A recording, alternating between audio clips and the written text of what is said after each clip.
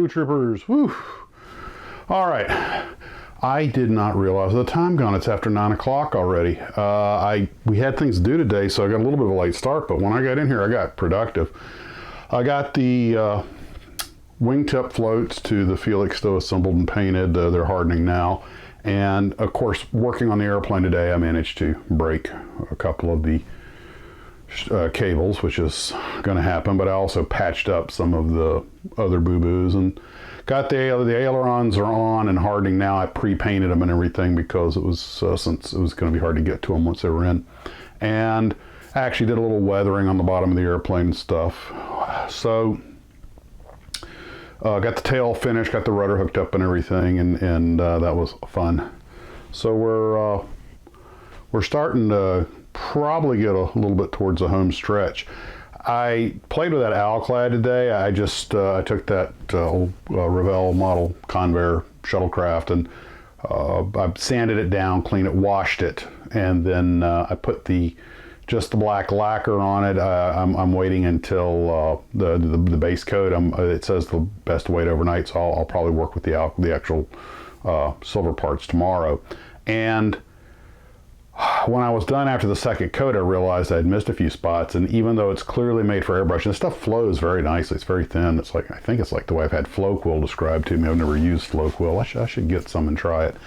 But I went ahead and added some in some areas with the brush, and it's kind of like an ink almost. So if you put it on with a brush, it's very different. It's a little thickish, but it goes to the air gun beautifully. So we'll see how that looks tomorrow. And I'm going to just, the more I worked on the tail of the Felix, the more tougher it got because the more stuff was in the way. I found either missing or broken support strut brace cable on, so I had to patch that, and I'll probably be I broke 2 or 3 of the cables on the wings just handling the airplane. I think they were pretty weak, so those all had to be reattached. And of course, it's like 3 steps forward, 2 steps back. But that's the deal with dealing with something like this. Definitely should have used flex line though, because the size of this thing, the twist, the flex, it's impossible to keep with just regular string. It's the thread I'm using. It's just impossible to keep everything tauted, and the more it flexes back and forth, the more the stuff stretches, so every time it comes back, it's a little bit looser, but not the end of the world. Kind of a live and learn sort of thing. And that's what we have for today. I did finish the Cobra. It's up here on the shelf. I put the little lead or pewter UH-1 Hueys that were sent, they were not part of the kit. The person who sent it to me sent me that. And that was a nice little distraction while I was waiting for things to get done. And taping off that tiny 1/100 scale canopy was a trick, but it came out okay. I have no complaints. It looks cool. And what's really, I've got the Escort, and the Hueys are landing. It's like Escort flying top cover. And when I was in the Army, we actually would do that when we, not on just routine training operations, but when we were doing like the big stuff, like real war simulations. You'd look out the door of UH-1 and later the Black Hawk, and those 8, now they were S models. But there they were out beside us, and I was like, comforting sight. And of course, we didn't all have cell cameras back then to make some great photos. But also, I mentioned today that on the USS Narwhal and Nautilus that the 6-inch deck guns it had were the biggest guns put on subs. My mistake, they were biggest guns put on American submarines.